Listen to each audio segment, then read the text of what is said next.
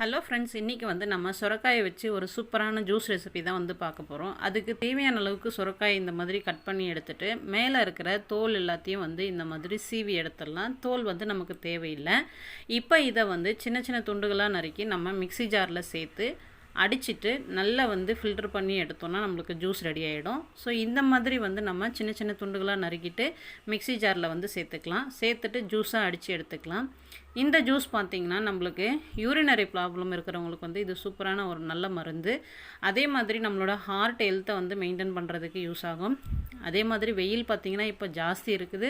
அந்த வெயிலில் நம்மளோட உடம்பு டீஹைட்ரேட் ஆகாமல் இந்த ஜூஸ் நம்மளுக்கு முக்கியமாக யூஸ்ஃபுல்லாக இருக்கும். ஸோ இந்த மாதிரி மிக்ஸி ஜாரில் அடித்து நல்லா ஃபில்ட்ரு பண்ணி எடுத்திங்கன்னா நம்மளோட சுரக்காய் ஜூஸ் சூப்பராக ரெடி ஆயாச்சு.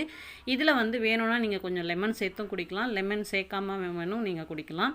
இந்த மாதிரி நிறைய ஹெல்த் டிப்ஸ் தெரிஞ்சுக்கிறதுக்கு நம்மளோட சேனலை சப்ஸ்கிரைப் பண்ணிக்கோங்க.